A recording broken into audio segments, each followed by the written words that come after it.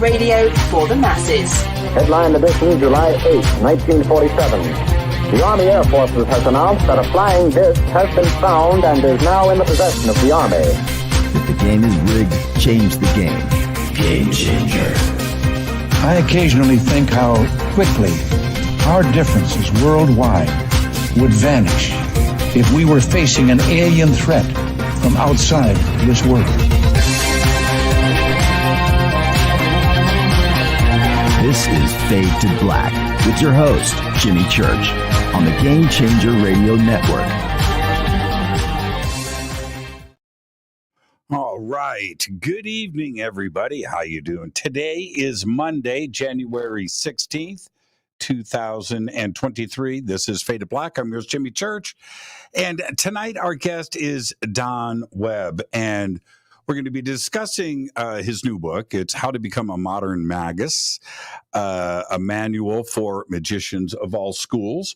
And we're going to do this tonight. We're going to go in pretty in depth into becoming a magician. If this is part of, and it's not going to be what you expect. And so sit tight. We're going to get straight to it. And Don, very interestingly, was the high priest of the Temple of Set from 1996 to 2002. He has written and lectured on left-hand path topics and the occult practices of late antiquity since 1995. Now, in this book, he offers up a 12-month course, 1 year, on the activities, the rituals, the spells, and the exercises to help you acquire magical skills and the knowledge and maximize your strengths over the course of a year. So we're going to be doing all of that tonight. And I would welcome for the first time to Fade to Black, Don Webb. Don, welcome. How are you, man? Thank you. Well, we like you. Can I do a plug on your earlier book real quick? I've had this for a while, and Energy Magic of the Vampire.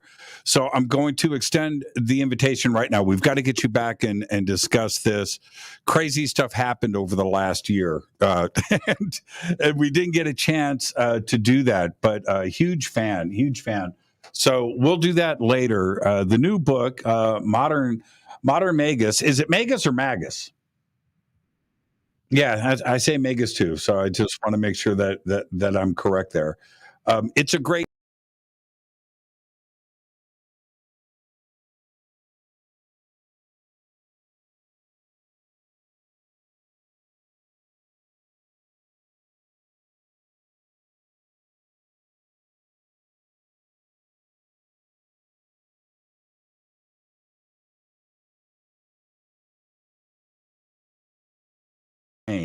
Okay, Don, are you still there? I'm still here. Okay, we lost the internet here. See, by the way, we're in the middle of this cyclone storm. What just happened to the stream? Okay, hold on. Are we back? This has never happened. So I'm not in panic mode. I don't panic, so I'll see what the my moderators say to me in just a second. But nonetheless, we're still recording on the other end. So let's see. Yeah, we're good. We're good. All right. I wanted to say this. We are in the middle of it. It's been raining for a month straight. I think the rest of the country kind of knows what we've been going through, and it's still raining. It has not stopped. I've been in California for 40 years. I've never experienced this. But I wanted to start off with this. In the book, as I'm starting it out, and you say, I'm paraphrasing here, Don, but you say something like this. It's like the words I've been waiting for. You're like, okay, first you need the tools. You're like, get yourself a cauldron, and I was like, wait a minute, this is the real thing here. And that kind of introduction going into the book, I knew that this was something that I was looking for. Was that your intention from the beginning? Oh, absolutely. There's very few books that practically say, here's how you do magic. There's books that assume you kind of know stuff, or they tell you a little bit about a certain practice. And my idea is I want to empower people to do their rituals, have their tools, go out and take on the world. I was very excited about that, and it forced me into cheating somewhat. In that now I couldn't help but and you're not supposed to do this. It's a course, right? But I've got the whole course in my hand, and I'm flipping ahead and reading through it. And sure enough, I just wanted to make sure that I wasn't deceiving myself with the excitement that yes, the guide is indeed here. It is a 12-month practical guide to get yourself going. Mm-hmm. And it's made to fit a magician that's working, in the 21st century. Because some of the things it calls for, like a strobe light, aren't exactly traditional magician's tools. So with that as a foundation for the start, let's back up. When people hear these types of terms, magic, we go into some dark things, and then no, there's light and there's dark, and it's not what you think. But that's what the public thinks out of the gate, isn't it? Yeah. And how do we work around that? Well, some people, either because of their upbringing or because of some unknown grace in the world, may discover they have a slightly different relationship to reality than the average person. They discover that occasionally they can affect the minds of others, or they can affect the outcome of an event. It's easy to see people like that. You have a friend that's really lucky. You have that person that when they get in trouble with someone, they somehow can calm everyone down. The powers exist. They've existed in human folklore for 10,000 years. This begins to say, let's see if we can hone those powers without making ridiculous claims about them. And now, when speaking to somebody about these subjects, do you have to intentionally start with, okay, you need to know what your intentions are, and this isn't a dark tool or a tool to be used for bad things? Do you have to lay the groundwork? The big groundwork that I try to lay with people is that magic, if it works, destabilizes your life. If you make a wish, that's going to change things. And so that means there's two things going on. Number one, your life has to be enchantable. Let me tell you what I mean by that. Everyone wants to do like a money working. I want to do it working for money because we love money in our society. Right. And then, I've had students do this for decades. And they said, I did this money working, and now I've got more overtime than I've ever had in my job. It's killing me, but I'm getting a lot of money. And I said, well, is there any other way money can come to you? Short of death of a wealthy family member or something you really don't want. And they said, well, no. And so I said, did you think if you did this working, money was just going to fall from the ceiling? It will come to you in a natural way. And if your life is not financially enchantable, don't do money work. If you do work for love, I guess the first two things people try practically: get paid and get paid. And you're not set up in any way to get love. What are you going to do? Did you take care of your appearance? Are you going out to meet people? Or are you just expecting someone to come and knock on your door at 3 a.m. and say, I'm here? And I will tell you from experience, if that happens, it will not turn out well. Has this seems very, very fundamental. In that, is this the same discussion that was going on 5,000 years ago in Egypt? This discussion shows up again and again. Yes. Because magic affects the natural order. It does not overcome the natural order.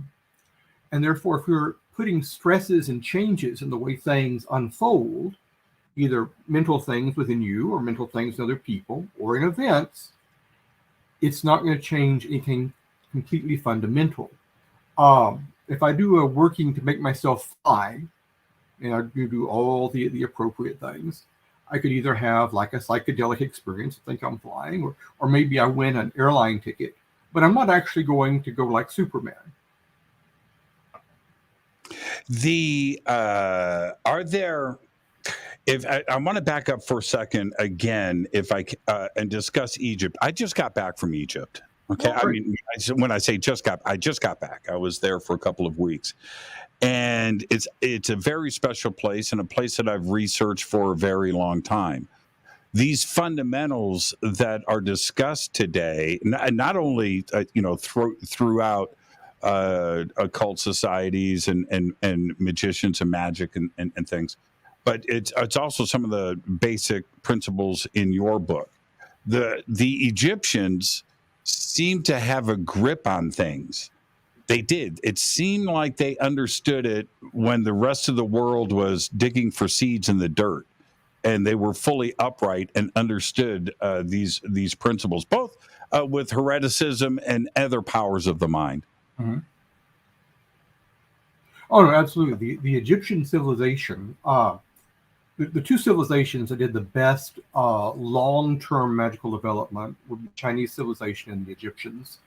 They both recognized the value of magic early and saw it as a positive thing. You know, in the Judeo-Christian world, we are taught that magic is a bad thing, right? It comes from the other side. Don't mess with it. Egyptian scriptures say really early on, thank you, Lord Graf, for giving us magic so that we can buffer ourselves against bad events. It was seen as a gift of the gods, and you have to learn it, you have to use it, and a wholly positive thing in the sense if you use it correctly. But since it is a force, it can be used positively or negatively. Again, and in setting boundaries, and I keep going back to ancient Egypt because of the traditions that came out of Egypt and spread through the Mediterranean, through Europe, and then of course over here to the United States. But everything, kind of it got its foundations in Egypt itself. Why did the public suddenly have to concern themselves with dangers? Was that a fear of the unknown? You know what I mean? That they didn't understand what was going on, so it must have been dangerous? Oh, no, it was actually a fear of the known. Egypt is a very precarious country. I mean, you look at a map of Egypt, and you're like, oh, this is a pretty good-sized country. No, it's a tiny country. It's 2 miles on each side of the Nile.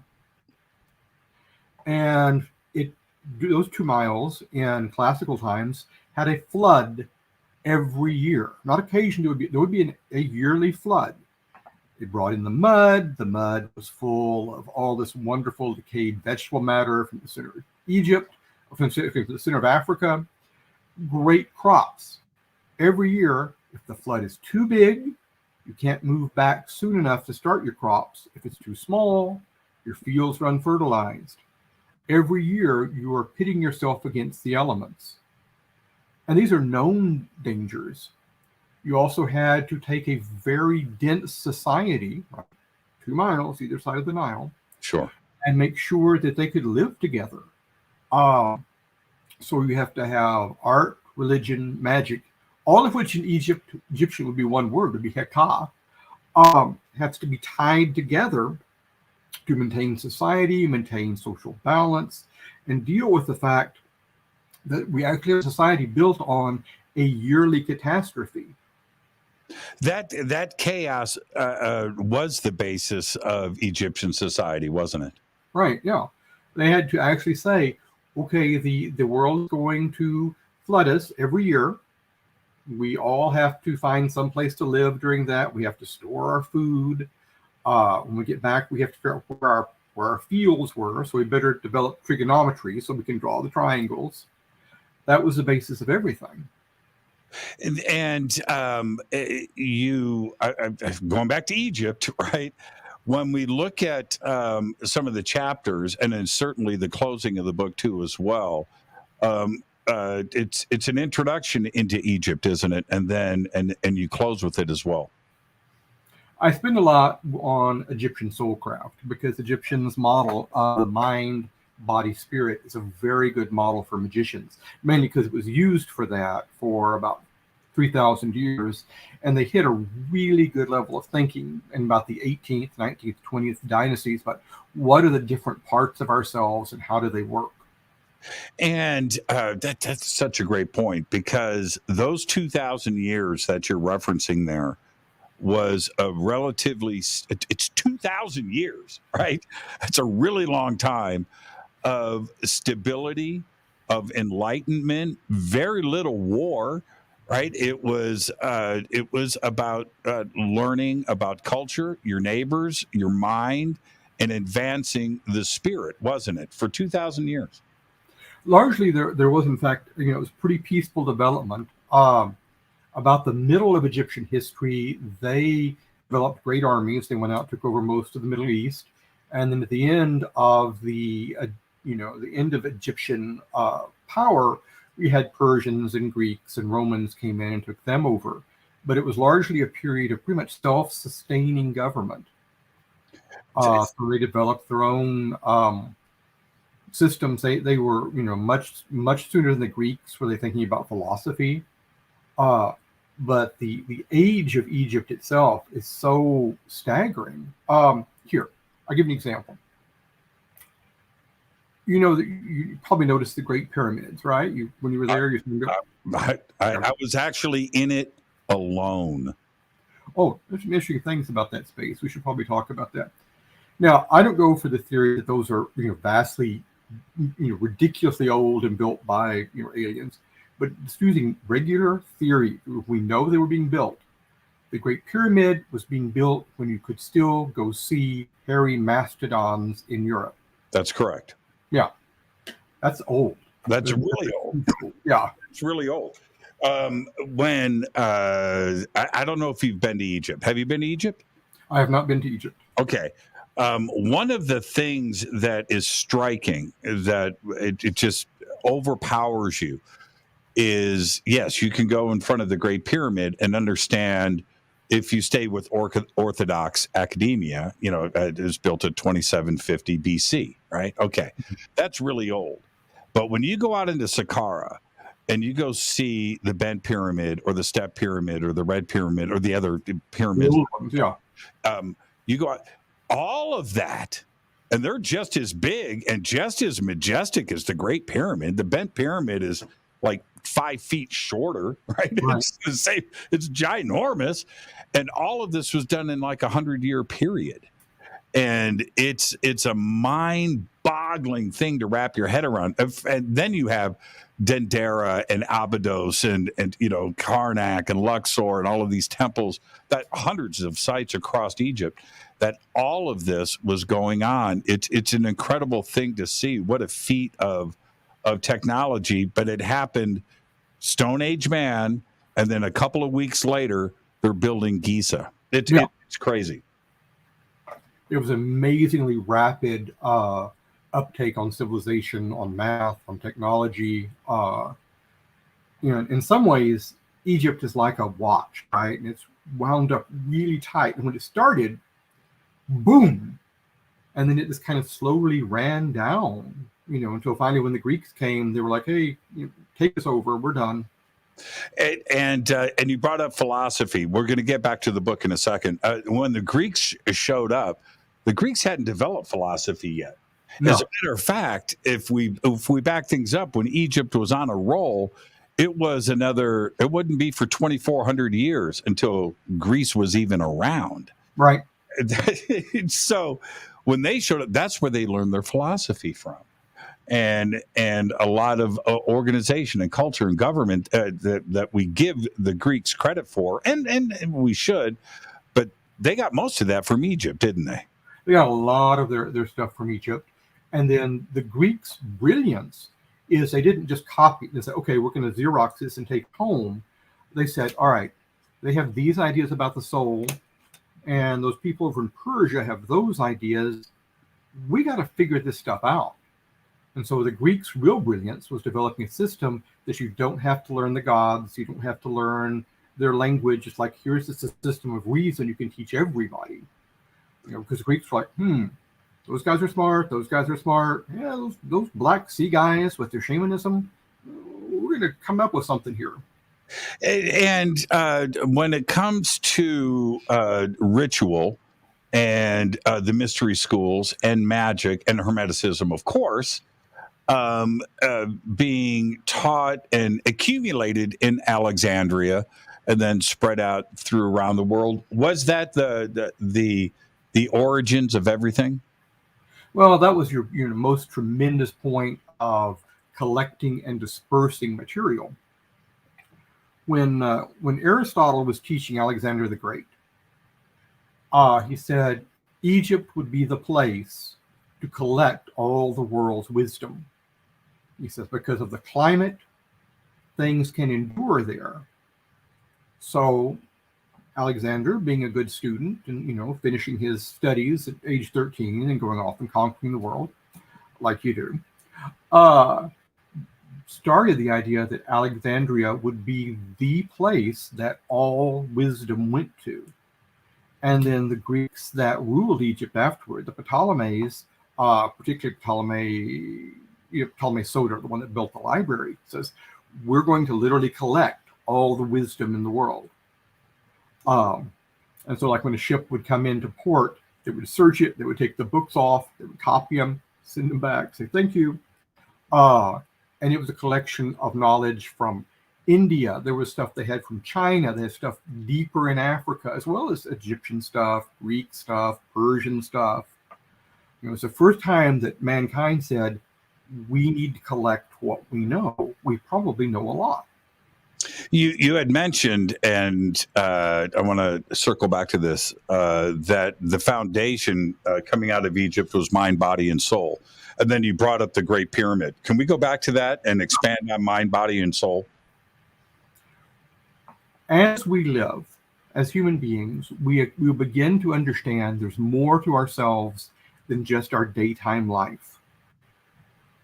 We begin to have a sense that, hey, our ancestors aren't totally gone.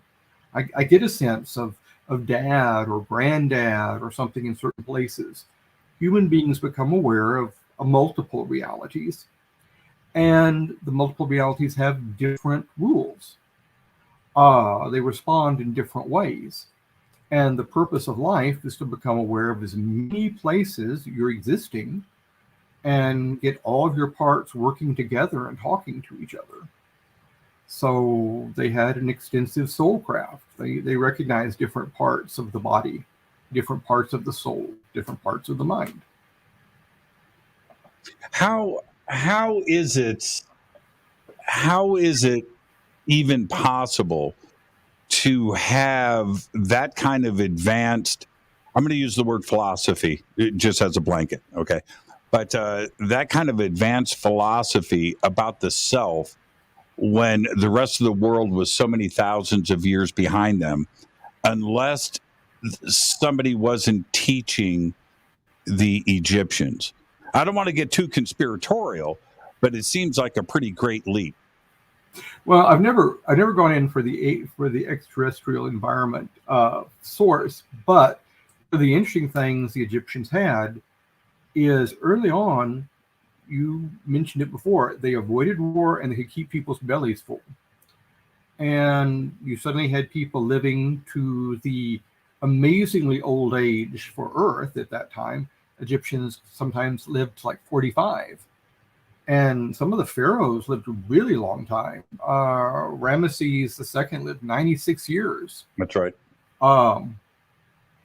They must have really thought he was a god at that point, right? Can you imagine, like, well, yes, my grandfather said he was an old man, But partially it's also an attitude. It's like, what I need to discover is in here. Humankind's first study should be humankind.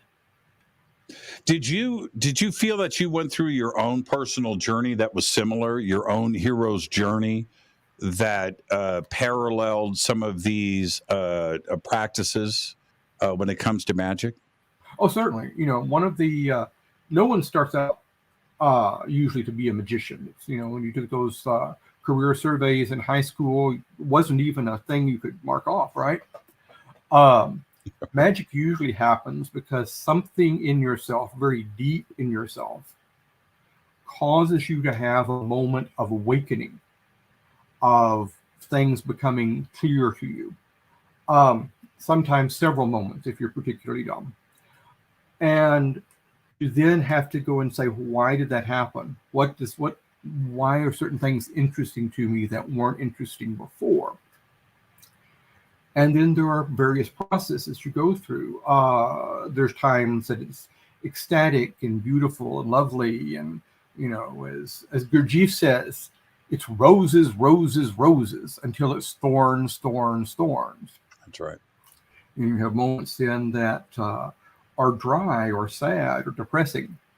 And at the right time, a teacher will appear to you when you are ready. That can happen. It happened in my life. What happened? I found a teacher at the right moment. I had, for some years, attempted practice in the occult. And I'd gone on for a while, and I was looking around at other occultists, and I was like, man. How old were you? Let me see. I probably started my practice, my kind of serious practice, about 23. 23 years old. Okay, gotcha. And I went around for a while, and then I started noticing, I looked around at the occult community, and man, most of these guys are, they're a couple of tacos short of a combination plate, right? Mm-hmm. I'm like, why am I doing this if that's how it winds up? I can tell I can, affect some things, I can get better dreams and so forth, but I'm not seeing anybody coming out on the other side that's sane. So I gave it up. Completely gave it up when I was 28. No more. I'm not going to do this stuff anymore. I am a writer of science fiction and horror, in addition to my other things that I do. And I received, way back in 1988, a request to write a short story based on the Salem witch trials that was going to come out at the 300th anniversary. And I was like, oh, cool. Went off, and I began reading about the Salem witch trials. And I spent one day doing an analysis of that so I could write my story. Like, what are the steps? How did this hysteria come into being? I made a nice little chart for myself, and I laid down. And to reward myself, I did what all Americans do. I turned on the TV, and there was Geraldo Rivera's Satanism in America. Big, swirling red and black Baphomet and musical stuff. And they had all these people talking, all these occult experts who were saying things. I picked up my chart, and I started marking off all the things from the Salem witch trials. I'm like, wow, we are same place we were 300 years ago. And there was this one guy there, kind of an odd-looking guy, had weird eyebrows, named Michael Aquino. And the experts were all, kind of taunting him in various ways. And at one point, this one guy was named Tom Wedge, a huge guy, says, I have the address of every Satanist in America, and I know all their crimes. That's a good Aquino, by the way. That's a pretty good Aquino. And then Michael, looked at him and just said, well, why don't you arrest them? And that was such a deflating remark. This guy had nothing to say. And I saw Geraldo make a gesture. I heard them cut off Michael's mic. Well, the next day, I was talking to my friends. I said, that's got to be supernatural powers. He made Geraldo Rivera shut up. I would give anything to send this guy a fan letter. And one of my friends, very distinguished businesswoman in Austin, gave me kind of this stink eye. And I thought, oh, great. Probably said the wrong thing because of her. And as we're leaving the house, she walked over and said, hey, you really want to see Dr. Aquino fan letter? And I thought, where did Dr. Aquino come from? Because they'd been using his military title. Right. And I said, yeah. Says, well, I'm seeing him next week at the International Conclave of the Temple of Set. I could take the letter to you. I was dumbstruck. Here was somebody who had a real job that could talk about things that weren't in the occult, that was in good health and mentally stable, and made pretty good money. And I thought, wow, this is like what I want to be. So I sent them off a letter. He wrote back, and eventually I joined the local group. And the local group here was run by Dr. Stephen Flowers, who also is known as a great rune magician. Has written, God, I don't know, 60 books at this point. Mm-hmm.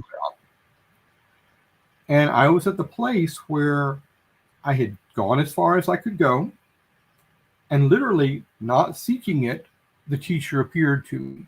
So then I had to, well, that's pretty classic. There's my initiator. And so I applied myself. And within 7 years, I was the high priest. So can we back? Were you taking guidance from Aquino or from Flowers? Flowers was my personal initiator. Right. I mean, obviously, myself and Dr. Aquino became very good friends. I even wrote the introduction to his autobiography. Not to talk about Aquino, but he was a pretty big personality. I don't know how else to put it, but a pretty strong personality. Was he misinterpreted? Oh, sure. Mainly he was misinterpreted because a lawsuit was brought against him and his wife, alleging them of child abuse. Right. And this got tremendous, that was a big case. That was a big deal. And the truth, which is always much less interesting than the start, was he was literally not even in the city of San Francisco when he was supposedly doing these things. He was actually in government training in Washington. He's like, look, I sign a book there every day. And the lawsuit, of course, failed. But because it was made for millions of dollars, it drew a lot of attention. Right. And it took this guy that did not like the public eye and have him go out and start on talk shows and, saying, here's what I'm really about. Now, I think he gets a lot of attention because he was a Green Beret, and his specialty was psychological warfare. And he had a unique look. Oh yeah, the eyebrow thing. He had a unique look that didn't help things when the public, because the whole satanic panic thing overwhelmed the country, and it goes. It's a point that needs to be brought up here because it was widespread. It was widespread. It was probably as big of a deal as like when The Exorcist, came out in theaters in '72. Oh no, it was a big deal, and there was for a while a group of people who were occult experts selling their services to cops and the FBI and so forth for large amounts of money. Then the FBI made a huge study, the Lansing study, who said, we studied 1,000 cases and we can't find any examples. But things like that pass, right? There's always hysteria, like Pizzagate, right? Oh yeah, they're abusing babies in the basement of that pizzeria. There's not even a basement. Yeah, there's not even a basement. But yet, backwards masking of songs and hidden messages and things. Yeah, you're right. These things come and go. They're exciting. I mean, conspiracy theories do really well because they're exciting, and because a lot of them can't be disproven. Can be proven, but can't be disproven. And I was I can't believe we're talking about this, but yesterday, or it might have been this morning, I was listening to a snippet of an interview with Jimmy Page, the guitar player for Led Zeppelin. Mm-hmm. And he said, the hysteria started, the craziness started when supposedly John is Dead is played backwards on a Beatles album, right? Or Paul is Dead. I'm sorry, Paul is Dead. And he said, the next thing you know, Led Zeppelin comes out, and if you play Stairway to Heaven backwards, it said this thing, and he goes, I got to tell you, it's hard enough to write songs frontwards, right? And he goes, man, we never, and it was just a really, really good point. But the panic, right? And I had friends that were dragged into court over this stuff, and with trials that lasted for months and months and months. So things come and go. Back to Flowers and Aquino, or no, Flowers, Temple of Set. So you become. You don't look temple of Setish, right? Did you adorn? No, you were. No, I mean, there are some people that find that aesthetic very useful. I've never found it that useful. And in a group that emphasizes individuality, it's going to be what you want to look like. So you didn't have a uniform. No uniform, no black fingernail. That was one of the things, right? There's no tattoo on any part of my body of an arcane significance. And so we don't fit the profile, the public profile well. It's such an interesting point to make. Now, okay, so back to mind, body, and soul system, and you brought up the pyramids and the Great Pyramid. Let's circle back. Sorry for the segue, but so interesting. Life's journey, the hero's journey is just so interesting to me. Let's get back to the point you wanted to make on the Great Pyramid. Well, the Great Pyramid itself is a fascinating device, because it's this device for immortality. And there were two competing religions in Egypt at the time. There was a solar religion. The idea is you can just go up to the sun. Pyramid's the best shape. But there was also a stellar religion. And not many people know this, but there's an air shaft that runs through the Great Pyramid that's focused on the constellation we call the Big Dipper, because the alternate religion said, well, that's where your souls go. So the guy, made sure both of his possible locations were taken care of. Good to be king, right? You can spend money for things like this.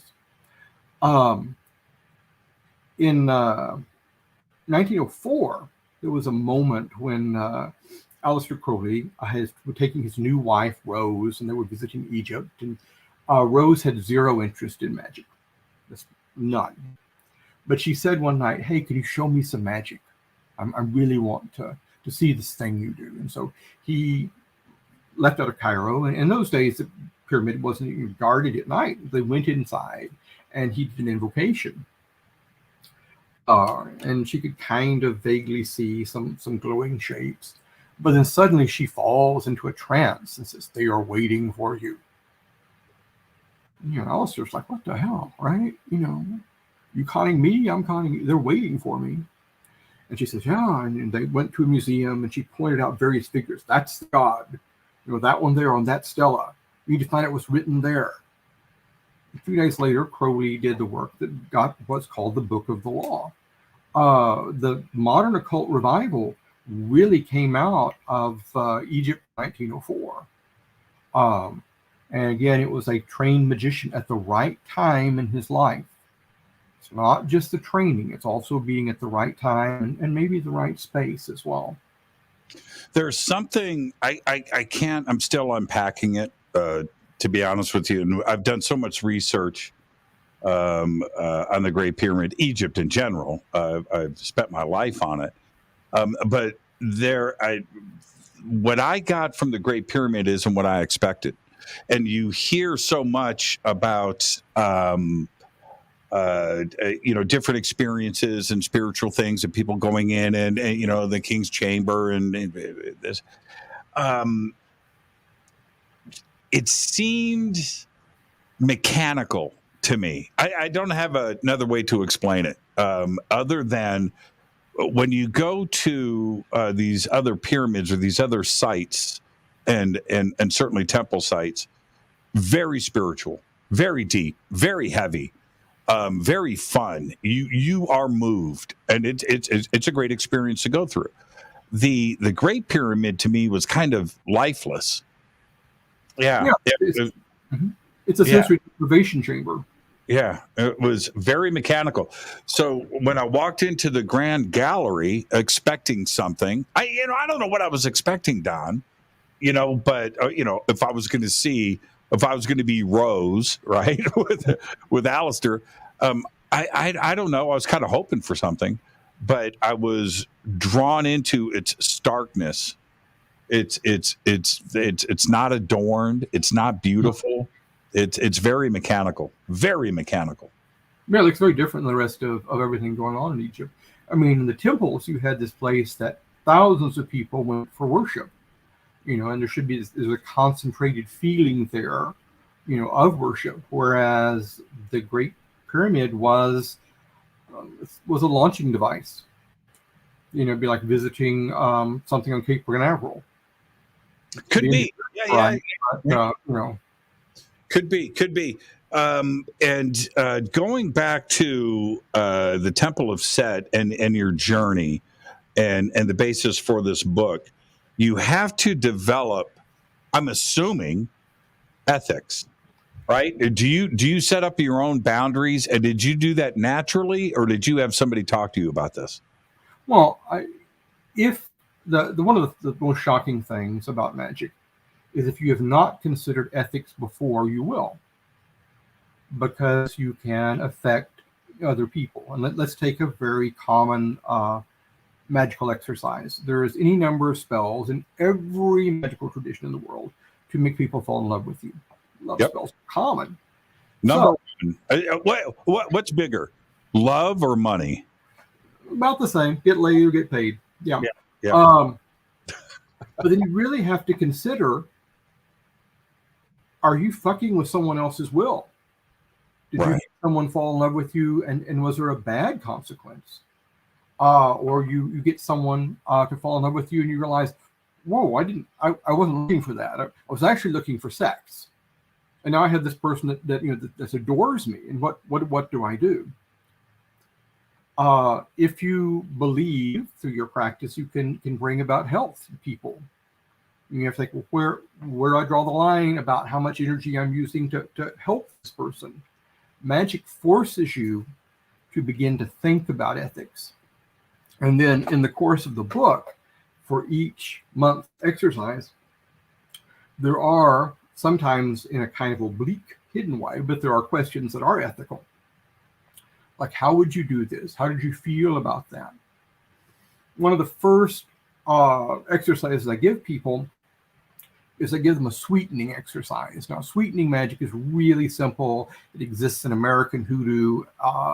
Anybody can do this.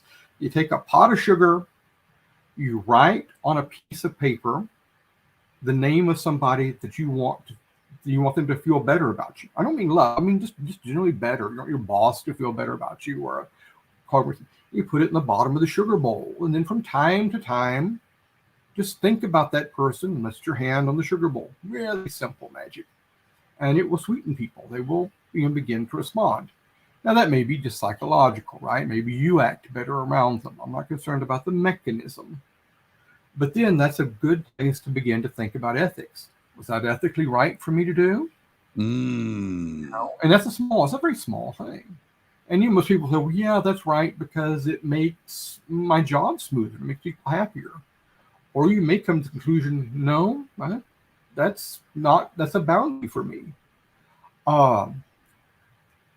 I don't prescribe ethics for anyone, but I prescribe the search for ethics to everybody. How do you unsweeten the pot? You want someone to dislike you? I mean, no, you did the sweetening and you went, okay, that was just too good. Can you tone it back down? Is it a bowl of salt with somebody's name? Salt would work. I would take the paper out, soak it in vinegar till the name disappears. Wow, this is great. But it's a symbolic action. I mean, it's not the sugar or the salt. The symbolism is what makes this happen. Right. Because we think symbolically. That's kind of the big thing humans have going on. So you kind of avoided the question, though. That's a great answer, and you answered it. But there was something else I was trying to get to. Were you developing these ethics on your own going into this? Well, certainly my teachers told me early on that ethics are necessary. And, and begin with just the basic ethics of you're not going to use any mind control devices mind control spells on people in this group. Okay, sure. I got that one. You should think about whether you're cursing someone, right? Because it's a really beautiful idea. I'm mad at someone and I'm going to stick the pin in the doll, whatever. Well, most magicians will have the phenomena that most of your magic doesn't do anything. You can do that, 10 times, nothing happens. And then one time you do it and suddenly there's a result. And then it's all entirely different ballgame. If you discover I can cause harm to someone, then that will deeply awaken you either to become ethical or you're on your way to being a jerk. Now, the main thing that is, I think the big difference is magic immortalizes the soul. You're becoming aware of your immortal self. Do you want to be a jerk for the rest of time? And there's consequences for everything, right? So you may get away with being a jerk once, but somewhere down the road, the universe will balance things out. Well, either, if you're in a system that believes in karma, you think the universe will do it, but just, even in a non-karmic system, if you're a jerk, you're going to get your comeuppance. If all you do is take from people, eventually you're going to be eliminated. If you give and teach and nourish and protect people, you will be given to and taught and nourished. Now, let's say we get all of this out of the way, these foundations, and I love the sugar bowl thing. I wrote it down, by the way. I love that. So once you get these basics answered for yourself, you set up some guidelines, ethics, boundaries, and you understand what this journey will be in the future. How do you get into this? Is for everybody that's going to be reading the book. How do you prepare yourself for chapter 1? We'll discuss some of the chapters after the break, but how do you prepare yourself best for chapter 1? Well, the first thing I tell people to do is read the entire book. You don't have to just read one chapter at a time as you're going ahead. Read it to the very end, see how it's structured. So as a month is coming along, you've got the material you wanted, you've thought about what you want to do, what it's going to be like. The best preparation if you do not have a magical background, and I'm assuming, by the way, that most people reading the book will have tried something, or they wouldn't have gone and bought the book. Sure.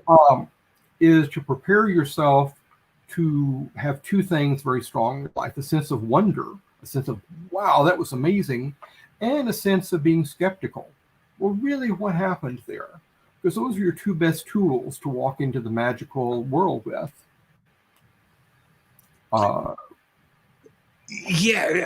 Okay. Now, what if somebody picks up this book and is like, "This is bullshit. This isn't going to work for them, is it?" Well, probably they wouldn't try it if they believe it. But you know what I'm saying, right?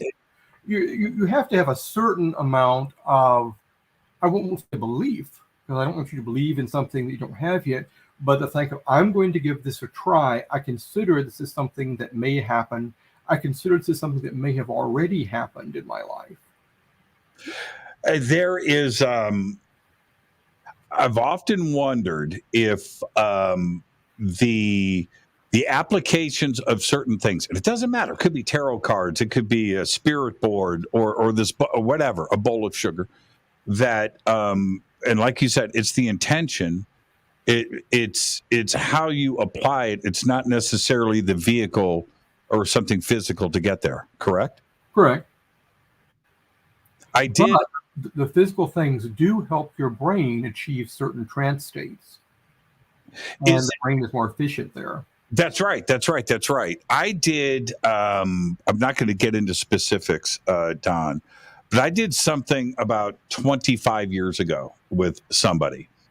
And I did, and it involved a name, right? And I did all of that, and somebody that I had never met. It was like 6 months later. This person was my friend, and I was like, wait, whoa. And at the time, it seemed more evolutionary. Mm-hmm. Right? It didn't seem like it was intent, but when I did it, it was not a question of this was a possibility, right? Do you follow what I'm saying? But then it's just slowly, and then 6 months later, And I remember I didn't tell anybody, right? I didn't tell, my friend didn't know. This was my own little thing. And I remember sitting down going, holy crap, stuff works. But I was wondering if it was my intention of entanglement and quantum physics, right? And reaching out to the universe and consciousness connecting and had nothing to do with what we had done 6 months before. Which one do you think is the correct idea? I don't think you can probably separate those, because the mechanism, which it could easily be quantum weirdness, your intent was purified. It was something that was really strong for a brief period of time, and it doesn't matter whether you really believe there would be results or not. In fact, I think you usually get better at magic if you don't care that much about the result. And then once it is done, I mean, that's sending a message. A lot of magic. In fact, there's one mad school of magic called the semiotic theory of magic. It's very popular right now. Thinks that magic is about sending messages. You send a message to the other hidden side of the universe, and then the universe responds. Now, it may respond with what exactly you want. Hey, I want money. Okay, here's some money. Or you might say, hey, I want money. Go get a job. The message may not be the message you want, because that's what real communication is.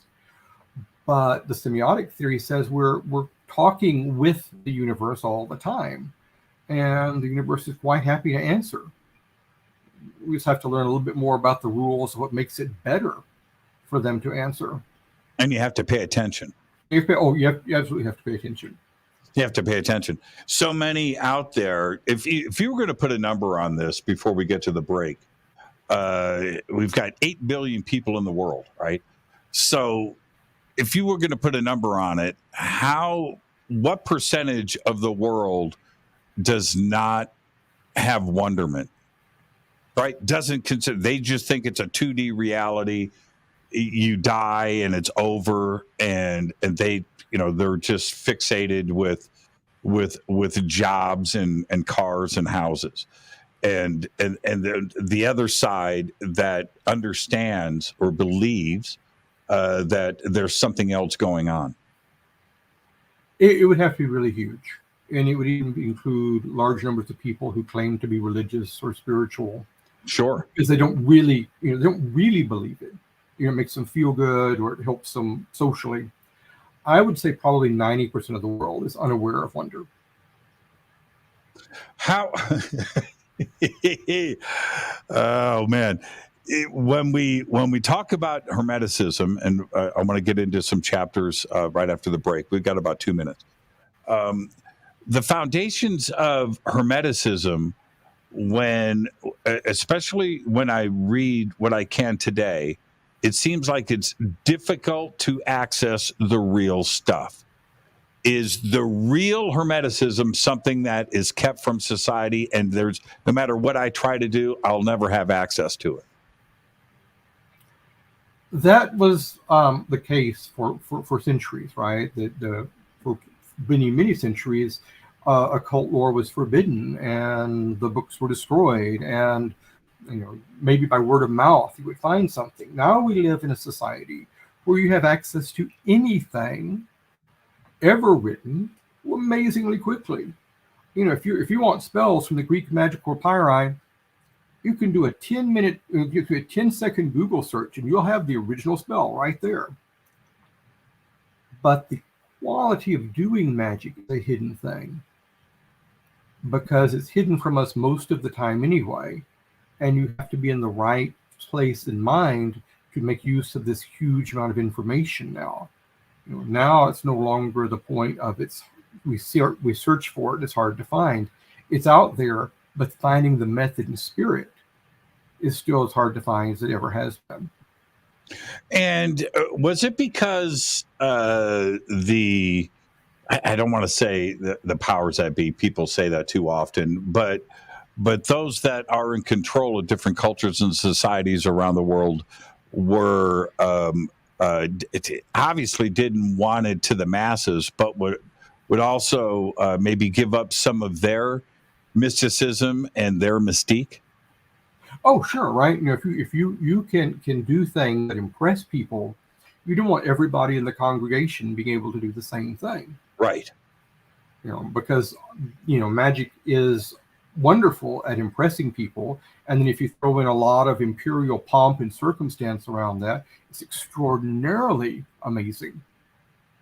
And how were, whether we're talking about wizards or shamans or magicians or priests, was there always some kind of show that wasn't magic but would convince the masses that something special was going on, and the real magic they didn't know anything about?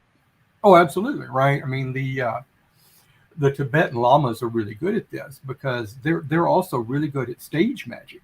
And so when they would do a show, they would do, basically the Tibetan equivalent of pulling a, rabbit out of a hat. Maybe a yak out of a yurt. And but then they would do the real mysticism, and no one was knowing what that was, because that would just look like the guy was concentrating really hard. Yeah, exactly. Let's take our break right here. Our guest tonight, fascinating conversation. Don Webb is with us. Stay right there. Oh, I didn't do it. Just everybody stay right there. I am not prepared with this, but it's now coming at you. We'll be right back. This is Jimmy Church of Fade to Black. Please visit all of our sponsors. We're taking a quick break here. All of the links are below. We'll be right back. Check out Billy Carson's Forbidden Knowledge. ForbiddenKnowledge.com or ForbiddenKnowledge.tv, where you can get access to over 6,000 videos, movies, TV series, exclusive documentaries like the Black Knight Satellite. You can do it all for just $7.77 per month or $77 per year after the 3-day trial, which is also totally free to check out. It's all simple to do. Billy Carson is the best. It's simple. ForbiddenKnowledge.com or ForbiddenKnowledge.tv. That's the number 4BK. I will be hosting and emceeing the Conscious Life Expo this February 10th through the 13th at the LAX Hilton right here in Los Angeles, California. 200 speakers, including Linda Moulton Howe, Bashar, Deborah King, George Norrie, Daniel Sheehan, Scott Walter Johnstone, and David Wolf. Over 200 vendors, special events. This is the biggest event of its kind on planet Earth. You've got to come and hang out with all of us. Tickets and info at ConsciousLifeExpo.com. The links are below. On Saturday, April 1st, that's right, April Fool's Day, 2023, I will be hosting the Parapod Festival at the Hyatt Regency right here in Valencia, California. It's a live one-day podcast awards. It's a film festival. It's a full-on media event. We're going to have sky watching. There's going to be a Lifetime Achievement Award presented to Linda Moulton Howe. Right now, you can submit your podcast, your film, your TV series, any of your paranormal media for consideration. You can do all of that on the links below. For info and tickets, go to parapodfilmfest.com. That's parapodfilmfest.com. April 7th through the 14th, 2023, I'll be hosting and presenting on the Hidden Secrets Seminar at Sea Cruise. From Los Angeles to the Mexican Riviera on the Navigator of the Seas. That's right, up top, a giant water slide. You've got to check out the Navigator of the Seas. It's amazing. We've got Scott Walter, Adam Apollo, Nick Pope, Brad Olson, Vivian Chauvet, Jason Shirka, Robert Grant, Ruben Langdon, and another 12 amazing speakers and presenters. It's all simple to do. Just visit divinetravels.com/Hidden Secrets 2023. You know you want to go on a cruise with me. River Moon Coffee, makers of the Fade to Black blend. Truly the best coffee on planet Earth. Just visit rivermoonwellness.com or their Amazon store. It's all simple to do. You can check out the Fade to Black blend, the Game Changer blend, or any of their Black Moon wellness products. It's the only coffee I drink. It is the best, and it's Doc. Again, rivermoonwellness.com. All right, welcome back. Fade to Black. I am your host, Jimmy Church. Man, I got a short in my headphones. I hate that when it happens. Our guest tonight, Don Webb, and we're talking about his new book. It's called How to Become a Modern Magus. It's right here. Fantastic read. And Don, I'm so glad that this is the universe. Let me jump in and say this.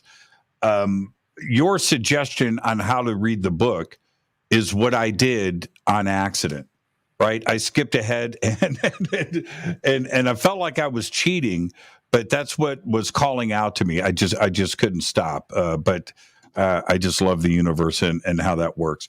Can we? I want to ask you a couple of questions, and then I want to jump around, spend a little bit on each chapter, and what the names represent in each chapter is actually what I want to do. But can I ask you about magic numbers? Sure. Why is it that we see things all the time? 1111, 111, 315, 444, whatever it is. For me, it's 1414 or 1111. And these have started to rule my life. And are these numbers I need to be paying attention to? Yes, but probably not in the sense you mean. Let me tell you what I mean about that. Oh, by the way, you'll really like my book. It's keyed to the number 14. That is the magic number it's keyed to. You'll notice that each section actually has 14 questions afterward. Anyway. See, I knew it. See. You've been waiting all your life for this one. And I will share a story about pizza. The numbers themselves probably don't have a special power. Now, obviously, some numbers have pretty deep symbolism. It's really hard to think of the number 3 and not think of a triangle, and it's a first stable shape, and there's all sorts of things that are there. But the main reason that we fascinate on numbers, it's a way that the hidden part of ourselves can say, hey, you need to wake up and pay attention. This is your personal wake-up call. Now, where people get confused is they assume this is everybody's wake-up call. Now, some people will make their magical systems based on a number. Crowley based his magical system on the number 11 for a variety of reasons. And so then, throughout his life, 11 and 1111 were very important moments. But there's also a framing effect. If I told you, you need to pay attention above all things to the number 48 this week, well, you're going to hear the number 48. Why? Because you hear it every week somewhere, but you will pay attention to it. That can be used for mentalist tricks. Now, some years ago, I was having dinner one night with Robert Anton Wilson. And Robert Anton Wilson has always talked a lot in his books about the number 23. And he had just come from Dallas. And we were talking. He says, hey, this guy, and I knew the person he was talking to. At the beginning of our talk, pizza place, he says, I figured out the number 23. And Robert said, well, what did you figure out? It's just framing. You said pay attention to it, and then you see it everywhere. It's not like really magic or something. And Robert says, yeah, that's right. It's just a trick of the mind. And this guy was really excited. And then the bill came for the pizza, and it was $23. And he just stared at me the rest of the night with just this look of hatred. Who picked up the tab, though? Knowing it was Robert Anton Wilson, it had to be the other guy. If he brought up the number 23 and the bill comes, I'm sliding it right across. Yours. It's yours. Man. That's a sign. That is a sign. Let's go through when I first got the book, and I'm just going to hold this up to the camera. Let me see if I can pull this up really quick. So you get to the table of contents, everybody, and with Fade to Black and what we talk about and our guest on this show is one thing, and then you get the book and you get the I got my studio lights up here, but you get a list like this and it grabs your attention. And I felt like the book was written for me and my audience. And so very intrigued by that. In that, well, let's start. Let's go with chapter 1, Janus. All right. Chapter 1 is about boundaries, about beginnings and ends. And of course, the Roman god for the boundary is Janus. That's why we named this month after him, January, because he has a face looking forward to the future, face looking backward to the past. Because once you cross a certain threshold, things are different. And that's the first thing you need to learn in magic, is the crossing of a threshold. Did when we look at, say, the Mayans, or even Central and South America, but you mentioned China earlier, but we certainly have Northern and Western Europe to consider too as well, and Nepal. We can throw that into the mix. Were these ideas cross-pollinating? And if they were, how did they get there without a transoceanic culture, where the Mayans were certainly talking about the same things, or and I understand, where I'm going with this. Even indigenous cultures here in North America, these ideas went around the world. Well, and there's two things, right? Of course, cultures talk to each other all the time, and the world has never been as separate as sort of modern history teaches us. We know that there's always been large oceanic voyages. There have been people walking from place to place. There are people that talk to each other. Egypt, for example, always made a huge amount of money buying things in India and selling them to Europe, and doing the reverse for before the Roman Empire. I mean, there's people have always interacted, because that's a thing humans love to do. But there's the other thing, is that if we are indeed thinking about what's the deep structure of the universe, and you're finding it through your soul and your body, your mind, you're going to find some of the same things as this other guy. It's more like we're comparing notes. Hey, we found out this. What do your shamans say? Well, we got this going on. That passes. I don't get that one, though. And that's always been part of humanity. Humanity loves to share, to sneak in knowledge from other places. And magicians are always wanting that particularly secret knowledge. What's going on over there? If you look at the Greek magic papyri, which were written, in Egypt, called Greek because they're mainly written in Greek, written by magicians around about the 3rd and 2nd century BC.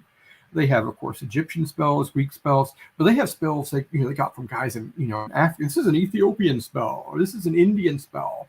They were extraordinarily cosmopolitan, and probably much more so than like the average American is now. And I'm referring to also the deep sense of spirituality that, say, shamans and ayahuasca, it was happening here, where there was no contact with Europeans, but the thought of a dark space in the heavens and spirituality, it's the same discussion around the world. When you got into magic, and when all of that meant, when there was no communication between, say, the Mayans or the mountains in Nepal and Egypt. Oh, you're going to keep going back to the same sources. And so then when there is communication, it's extremely fertile. But I think very much so, you could probably just take any group of humans and give them enough time, they will develop a recognizable magic system and a recognizable mysticism. Let's go to chapter 2, Agni. Agni, the Sanskrit god of fire. First element I have people deal with of the 4 classical elements is fire. Fire's desire, really wanting something. It's where your magic should start. And as you know, fire has a lot of properties, good and bad. Too much fire is not a good thing. Too little fire, you freeze to death. Fire transforms things. Oh, I can cook my food with it. And staying on that for a second. Fire is something that is very strong, and I'm talking about it in a visual sense, and it's always used. It's always there. It's a thing of Gandalf, lasers coming out of somebody's hands, and so forth. There's that, and then we have the other part, like salt or different things around the how physical is this stuff needed, and fire as a boundary, for instance, and salt as a boundary. Well, it's needed not in the sense that, say, using like a tradition that uses salt for that kind of purpose. It's not because sodium chloride molecule is going to scare away an evil spirit. It's because the mind needs strong symbols to work with. That's why in our current society, one of the reasons that people are really sad is a lot of our symbols have been removed. So, for example, money is something people don't see anymore. You know, you get your check, it goes in my bank. You know, I don't have like a wad of cash. Certainly don't have a pile of, silver and gold. Things are very kind of abstracted that way. I think that's hard on people. It's not the element, but it's the fact that the physicality of the element can teach you things directly. You and I could talk about fire all night. And we're both men of obviously, great vocabulary and ways of speech. But that's nothing compared to light a candle, build a campfire. Right. Mm-hmm. Right. And then we get, I wanted to spend some time on this. Love.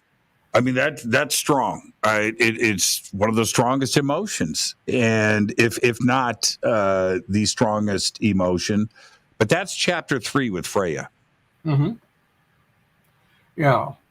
Love, Freya, whose name is interesting because it just means the lady, and actually her real name is it's a hidden secret among certain people. So we just call her the lady.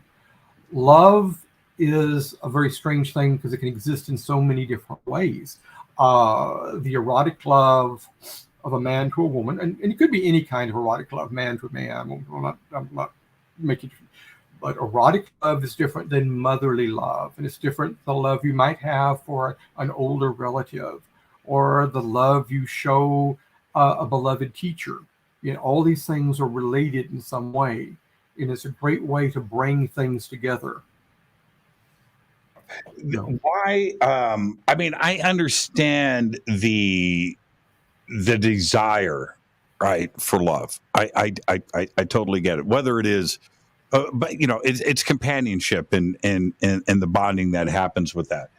But there is a danger with that too as well. And you had said that at the very start of the show. Be very careful with because you're also changing somebody else that may not be looking in that direction. One of the astonishing things about magic that early magicians.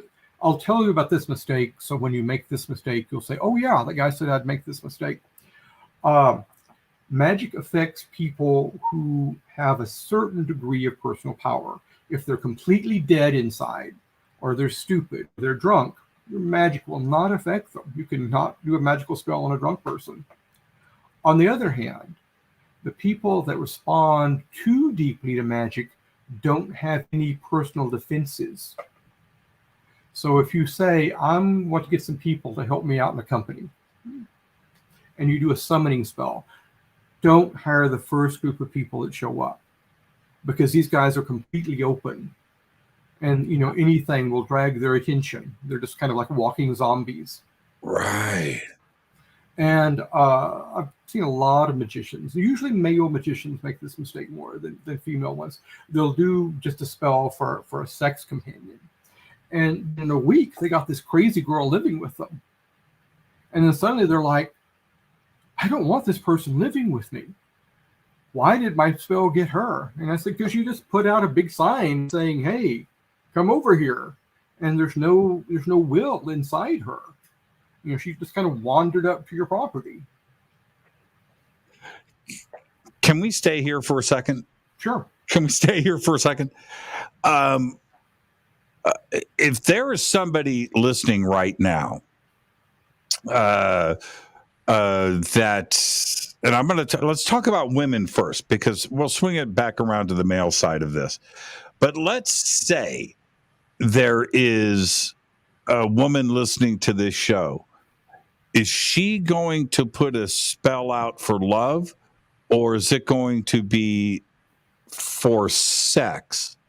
Right? It's two different mentalities. And how is it? Are they looking for somebody that they know, or are they just putting it out there? You know what I mean? Are they trying a friend of theirs, somebody that they've had their eyes on? Is that where you would do this as a woman? Where is the feminine side of magic?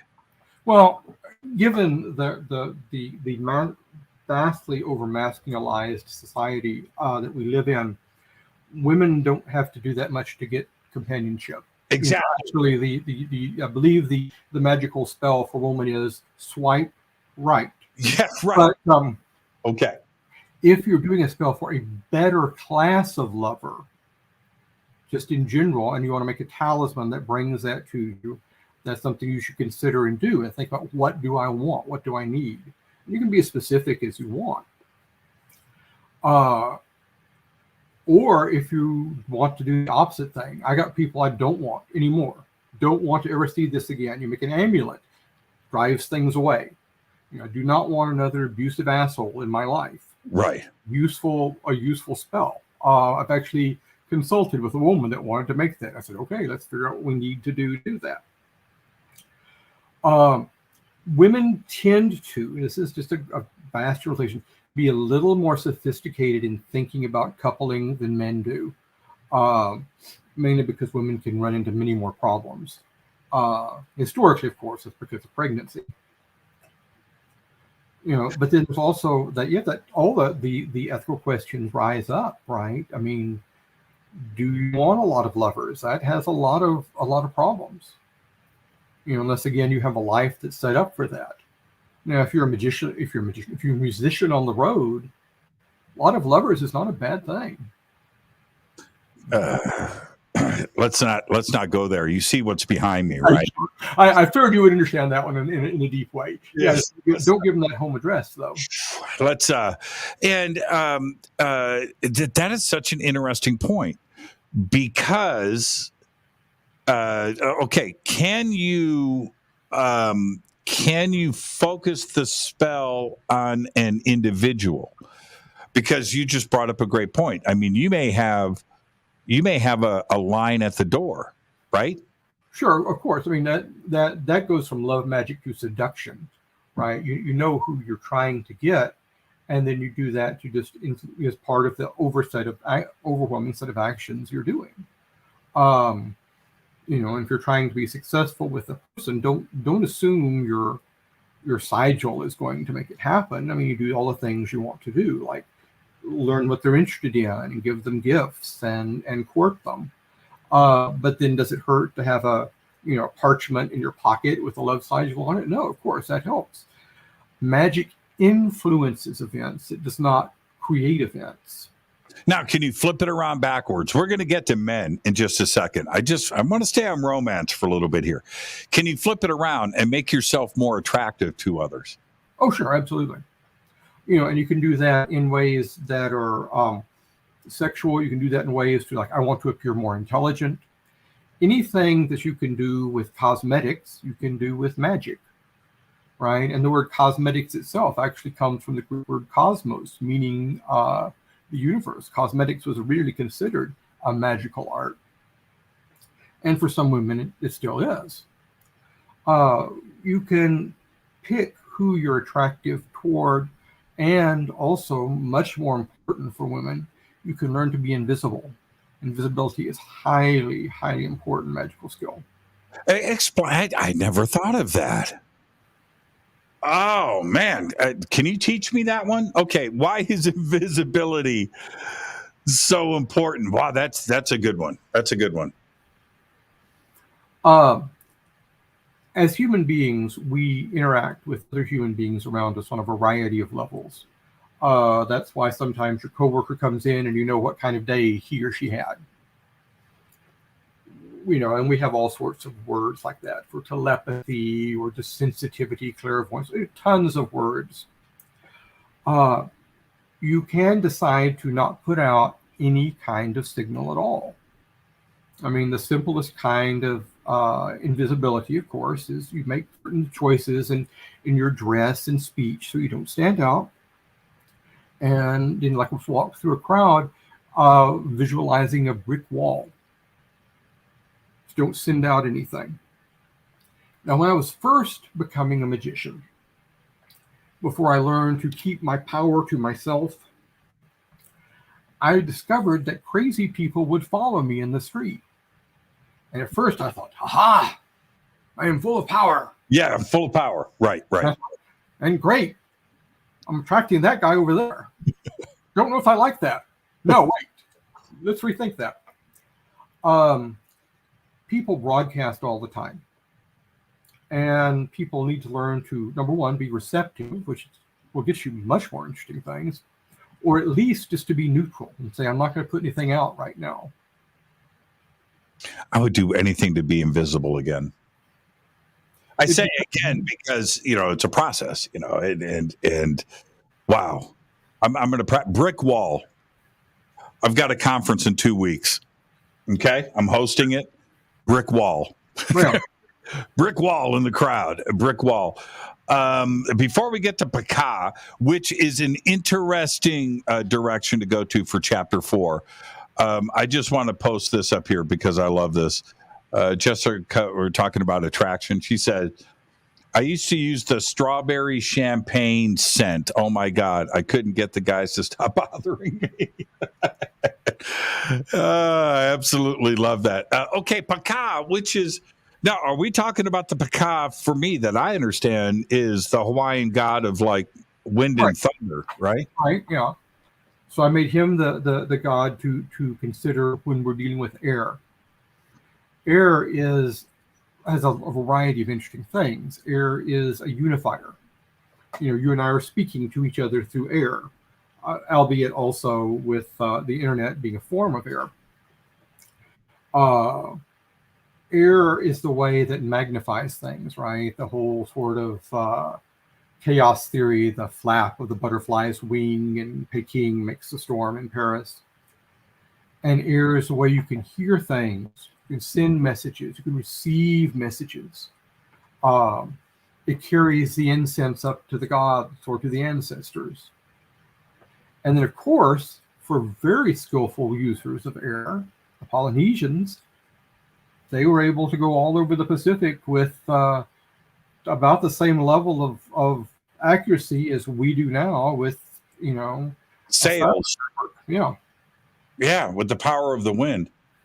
Yeah, that's strong. Now, see, here we go. I'm getting distracted with people enjoying this conversation, but. Wood Elf says, I want to be loved. Will someone please me? When I have on, I've got a few friends that are witches, good witches, great people, and been involved with the show for almost a decade. And we take calls and we'll do this, we'll do tarot readings and stuff. And I would say that it's equally split between men and women, by the way. It's not a feminine thing, it's not a masculine thing. Romance, that is the number one question. Will I find love this year? It's at the top of the list, isn't it? It's just right there. Well, no, it's in many ways the greatest magical feat you can do as a magician is to get the perfect mate, because everything else can be dependent on that. Or if you have the wrong mate, then that makes everything else sour. I was watching. Okay, now speaking of Paka, do you remember? I know this is going to sound left field, but it's really not. Do you remember the movie The Burbs? Yeah, vaguely. Comedy, Bruce Dern, and this family that moved. Anyway, I can't think of his name right now. Biggest actor in the world, one of his starting roles. He's down in the basement of his house, and they think that the neighbors next door are killing people and burying bodies in the backyard. It's Corey Feldman. It's Tom Hanks, right? So Tom Hanks is in the basement with his neighbor, and they get out a book of spells, right? And that's why I'm bringing up the Burbs. So they're opening this up, and this symbolism in the movie is exactly what the public expects. A book of spells, right? Let's flip it open. Let's see what's going on. And you see the woodcuts and the prints and the different things and the satanic rituals, and they're flipping through in this book of spells. That perception of society is a strange one.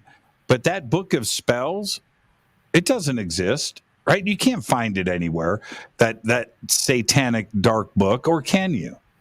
Well, I'm sure by now someone's printed it out and sold it, but no, there are collections of spells, and there've been collections of spells around for millennia, but they don't just work unless you actually have all of the training to make them work.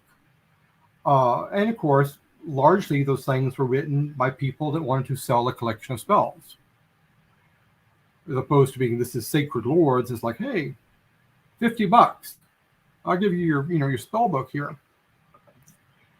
And it's an attractive idea, right? That somewhere someone has written down exactly what I need to solve my life problem. And that's still something that, people sell on TV all the time. They just call it a spell book. The thing is, generally, better spells are going to be the ones you write yourself, and the results will be better connected with things in your universe. The text of another is often an affront to the self. There was, I'm going to go back to the Burbs for a second, and it's completely connected to what we're talking about here. There was this line, I can't even believe I'm remembering this, but there was a line in the movie where they're looking through the book of spells, and the neighbor says, lamb's blood. We need lamb's blood, right? And blood is always associated with magic. Is there do you need blood for magic, or is that folklore? Is that mythology? That's folklore. I mean, the appropriate place for blood is in here. In fact, one thing you never need to do, you never need to harm an animal in the practice of actual magic. Now, first off, I say that because I'm an animal rights guy. But let's say you don't care about that. Here's the basic truth. The idea that you're going to sacrifice this little bunny to some entity. You don't own the bunny's life to give it away. I mean, that's like going in a restaurant and say, hey, I want that guy over at that table to pay my bill. You don't own the life force of another creature. Blood, however, is very, it's very dramatic. It pounds through us when we are, excited or mad or whatever. As a magical liquid, I don't recommend its use for much of anything. You can get a lot more work out of your tears, your sweat, your urine, and your sexual fluids. Those all have much more useful forces. The blood thing works good for movies. Yeah, so there's no blood rituals. There are no blood rituals. No blood rituals here. Next is chapter 5 is a name that I wasn't familiar with, which is Saraswati, and I had to go. But no, I'll just leave it up to you because this was completely new to me, and I had to go and research this. Indian goddess of the rivers. She's also the goddess of doing everything correctly. So it's very much a goddess of timing. Saraswati is a goddess that you seek when you want things to flow. And water has certain properties. It flows, it changes shape. It can be gentle or harsh. And it's a great symbol for emotions, right? Because of our tears being like the first thing that comes to mind. The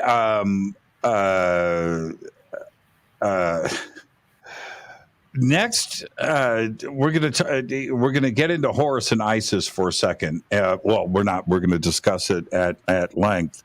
But Horus, I don't know if I have a favorite Egyptian god, but if I'm gonna go somewhere, Horus, to me, the story is so complete and is so, it's told probably more in depth than the other Egyptian gods. One of my favorites, but why Horus for chapter 6? It's a good place to start Egyptian things. One, because he's well known, but then two, because he is, his name, Harwer, the far off one, has this idea of someone that watches you all the time. And then we have we all have in our pockets, probably right now, you have a Horus symbol on the form of the Great Seal of the United States, the all-seeing eye. Mm-hmm. So you start with what people know and relate to most in your training. So, well, you already know how to get to this one, so we're going to start here. When I went to the Temple of Horus in Egypt, it was one of the most overwhelming, wonderful, but strong. It's strong. It's because his eyes, his face, the is everywhere. It's at the top of every pillar, the doorways through, the hieroglyphics on the wall. It is absolutely everywhere, and it's very strong and very powerful. And to build a temple like this, on 100 acres, right, where it is everywhere, it's strong. It's a very, very powerful symbol to me. I mean, the creating of the epic temples, these took, a really long time to build. The temple complex at Luxor took 1,000 years to build. Mm-hmm. So the people involved in building it, their ancestors, their ancestors' ancestors, their ancestors' ancestors' ancestors worked on it. So it's deeply ingrained into the folk there. Luxor. I can't wait for you to go, and you and I can have another conversation. But when you walk through Luxor, Karnak too has got the same impact because of its size, right? It's just ginormously big. But when you walk through Luxor, all you can do is think to yourself, how? Just how? Because it's big. It's not only wide, but it's tall. And it just goes on forever, and you wander through it. It's unbelievably, what's the word I want to use? Ginormous? Is that a fair word to use? Sure. It's crazy. When you say 1,000 years, yeah, you see it and feel it. And the United States is 200 years old, and it kind of puts it into a little bit of perspective for you. It's crazy big, crazy. I did a panoramic movie that I shot in Luxor at night, and at the back of the complex. Now, Luxor is in the middle of the town, the middle of the city, right? So you have the city on all sides. But the people of Luxor that live there, they hang out, right? It's tourist. I get that, but this is their city, right? Mm-hmm. So I'm there. It's full moon. And I go down in the back half of where there's this open courtyard with these pillars. It's crazy. It's beautiful. But I stand on top of one of these things. My security helped me up, and I climbed up on top, and I shot this panoramic shot. And he had told me, he said, these are the people of Luxor. These aren't tourists that are here. And they were all there gathered underneath the starlight. And you walk away with that. The culture of Egypt, they're still a part of their own history. It's crazy, Don. It's wonderful to see. Well, yeah, traditional societies held on to the world much more clearly than we do, and much more dearly than we do. There are some advantages to the postmodern world we live in. We can move everywhere. We can do anything. We can plug and play culture. But we don't have that sense of place that mankind's had for millennia. It's fascinating to see, and we're going to get into Isis next. But the one thing that I came away from Egypt with, I mean, this is paramount. On top of everything, they've had 5,000-6,000 years to figure out respect. They respect each other at every level of society. They're happy. They respect the world, they respect themselves, and it's something that we definitely don't have here in the United States, and is probably missing in other countries as well. But that Egypt has figured out how to smile and how to have respect for others. It's a crazy thing to walk away from learning. Egyptian culture is amazing in that they developed the idea of being Egyptian. And then if you move to Egypt, you could become an Egyptian. And then there was no other thought of who you were. So you look at the pictures of the pharaohs. Most of the pharaohs look like most Egyptians now, and they have the brown skin. You also had pharaohs that were totally black skinned. The Ramessides, they all had red hair.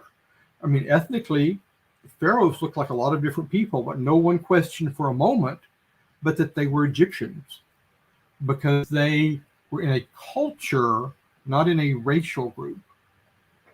Somebody just, you know what? So what's up with Akhenaten? Okay. I went, we've all seen the images and the stories about Akhenaten and the sun god and all of that. Okay. We get that. But when you, I visited the new Cultural Museum of History, not the new Grand Museum, but the museum, it's called Egyptian History, the Museum of the Egyptian Civilizations, brand new. And in the basement there, they have all of the pharaohs' mummies. I think there's 50, 30, 50, all of there's, I didn't know this. You know how many Ramses there were? I think Ramses the 12th was the last one. 14. Right? They're all lined up. Anyway, but upstairs, there's like a 14-foot statue of Akhenaten. And now, when you look at the representation of every single pharaoh that has had some kind of iconic, some icon, carved in their image, he's the only one that is whack. Yeah, really ugly. Completely. And you said you didn't want to go extraterrestrial, right? That might be the exception, but he is extraordinarily ugly. Do you think it's accurate? And let me ask. I ask you this because I would think that the artists that are carving these pharaohs are in fear of their life. Oh, sure, of course. Right, they're in fear of their life. So the guy that's painting and carving Akhenaten is in fear of his life. So that must be what Akhenaten looked like. Yeah. Right? Yeah. I'm not wrong in that, right? Yeah, I mean, somewhere there's the guy and he's got the thick nose, sure. And hips and boobs. Yeah. Okay, so how did we get off on Akhenaten? I'm not sure. Let's swing over to Isis, chapter 7. Isis is the great mother. And also the person, also the inventor of the blowjob. So we should always keep that in mind. Isis is every form of female care, period. She loved her husband. She loved her son. She fought to protect them. The figure of Isis was the most popular Egyptian deity. Egyptians actually sent out missionaries of the faith of Isis. So there were temples of Isis in Rome, and even there was one in London. Isis, is always called Hakat, great of magic. She is the great source of all protection. And of course, when Christianity came, most of her iconography immediately just went to the Virgin Mary, like the blue outfits and the pictures of her suckling the babe. The Temple of Isis, which is on the island of Philae, right? It's right in the middle of the Nile. And people want to hear about Luxor. They want to hear about Karnak. And I understand why, right? The Temple of Isis, I had a spiritual thing that went down there. Dendera too as well. But the Temple of Isis is one of the most extraordinary places on this planet. And it occupies an entire island. And spiritually, it's a powerful place. And I don't know if it's ley lines. I have no idea.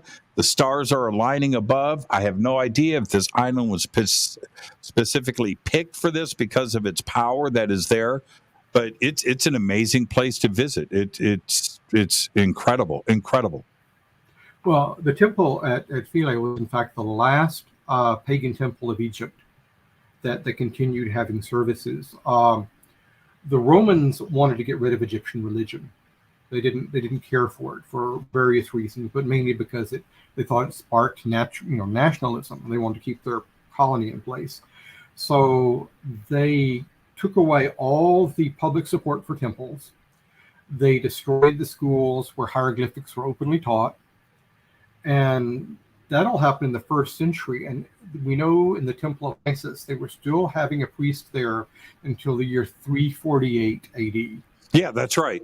And it's kind of a mix because you see exactly what you're talking about in a lot of the temple complexes there. Some are undamaged, which is also a fascinating point. But most of it, you can go and see where the Romans and the Greeks too, and the Persians, where they went in and defaced these temples and removed faces. And then you could also see where they did it to a certain height. They couldn't get to the stuff that was up higher. So you would see complete beauty up higher because they couldn't go in, or maybe somebody was defeated and got pulled out. The Temple of Isis is like half and half. So you have half of the beauty. Like you said, it was still running for a couple of 100 years after Cleopatra. But I had a very spiritual moment that happened in one of the temples that I couldn't control. And I don't know why or how it happened, but it was because of that island. And I'm for sure of that. It's a very powerful place. Well, it always was a place of initiation. It's one of the places that you went to be trained to be a priest. Mm-hmm. So everything is there to move you to that state. I went out since the temple complex off of it's an island, and so on the west side, if you're facing south, on the west side of the island, there's this stone granite wall cliff, and I had to go over there and sit down because my head, I was tripping out. I can't explain it. So I go and I sit on this cliff. My feet are dangling. I'm looking at the Nile River. And Don, as I live and breathe, it got worse. It went right up my spine, up my back, out my forehead. And I just had to hold on to the wall and ride it out. And it was because of the Temple of Isis. It was extraordinary. Yeah, I mean, you had obviously powers inside yourself that had been weren't flowing, and the temple's job is to open those up, and so you got to experience energies that you've had, no doubt, your whole life, suddenly presenting themselves to you. Anubis, man, we're almost out of time too, so let's get through. God of the underworld. God of the underworld judges you after you're dead. Anubis is good for transitions between one place to another. Weighing your soul. Yeah, taking the soul out and be sure it weighs the same as a feather, as an ostrich feather. Were you? I still am to some degree. Should you have a fear of Anubis? Well, you should have a fear of anything if you see these as actual powerful entities and you're dealing with them correctly. No, I don't mean it like that. No, I mean like getting judged wrong. Well, This is the moment, right? The scales are in front of you. sure, I think you should always have that consideration that what you're doing in your life is going to be subject to some final tallying, and not just be thinking, oh, I think I'm pretty cool, so the gods probably think so too. Yeah, exactly. So yes, you should have a fear. You should be prepared. Don't be nonchalant about things. Yeah. Don't take things for granted. But then that's important for a magician because his or her actions have to have weight, and therefore they have to be things that are considered. Here we go. Chapter 9, Set.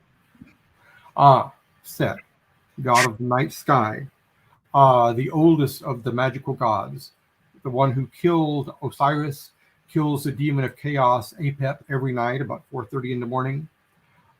His name ultimately meant stabilizer. And that's confusing because he's the god of chaos. Wait. I thought he was the most feared. Oh, he is feared.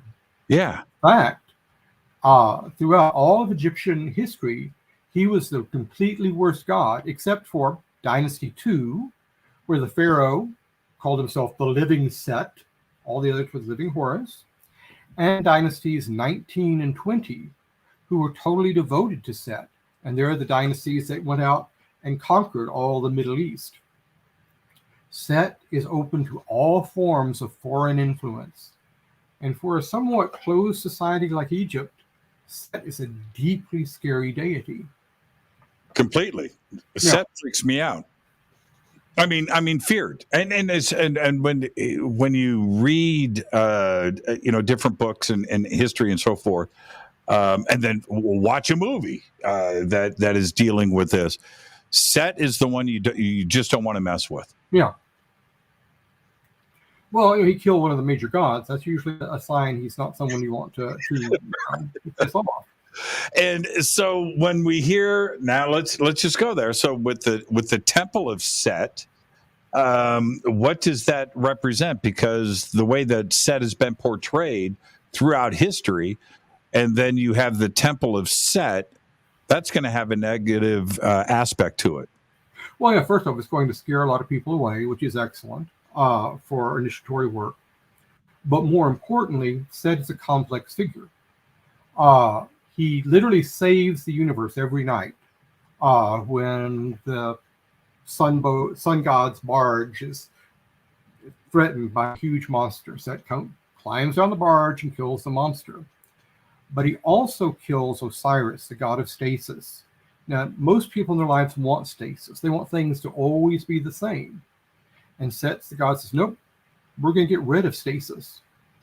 So it's a very challenging god, saying, well, I'm willing to live in the more dangerous universe.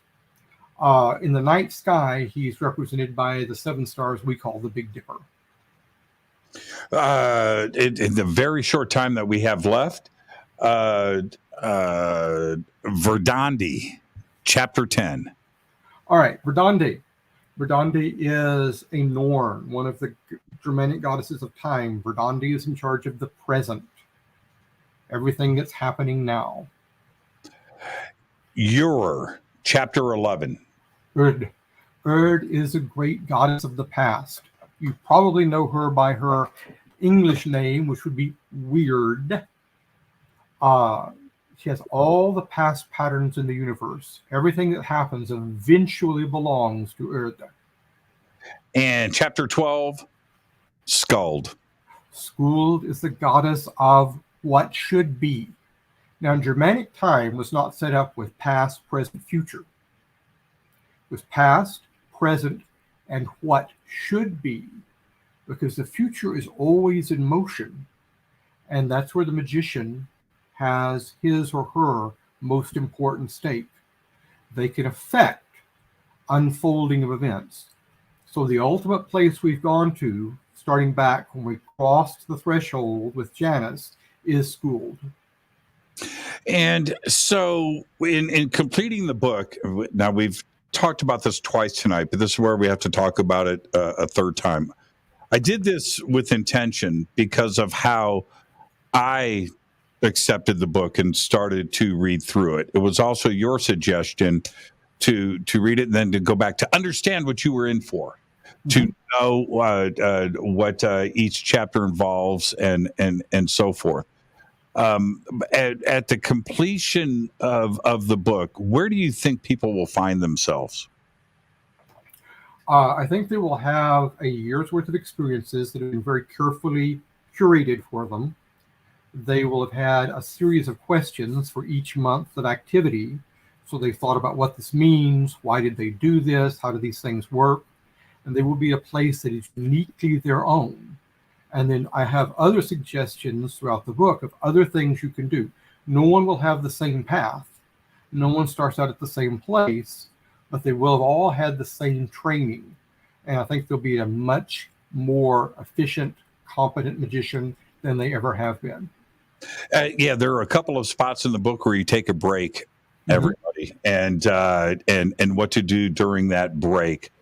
And I found that very helpful, by the way. And I cheated, but it's a great way to do it so you know what to expect as you're going through the book. And then we have additional resources. And I kind of want to talk about the Book of Gates a little bit, but I want to get to sex magic and dream work. Okay. Can we jump ahead to? Sure. Is that like the dessert? You know, you complete the book and then you can get to the sex magic?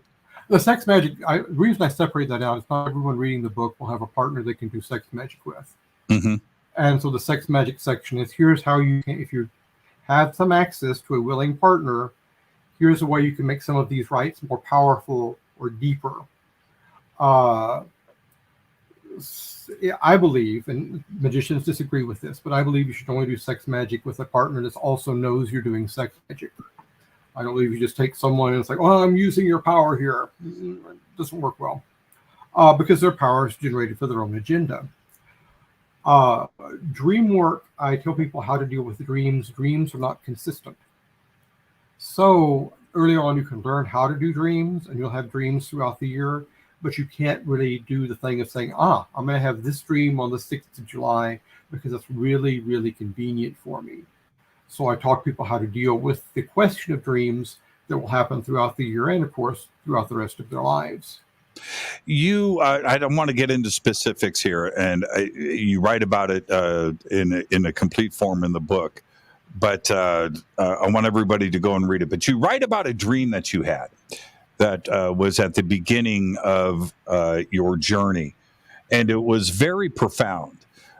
You and I talked about it earlier today, but I don't think that, for me, that's not what's most important about that dream. What was most important is you were given the images, that was there. And that's how you interpret a dream, right? It's not necessarily a very specific thing, because in your dream, go and read the book, everybody. If you would have taken it literally, the dream was not right. Right. It was not correct. After the fact, you look back, and it made complete sense to me too as well, where you went, oh, it was right there in front of me, right? Mm-hmm. So how do you do?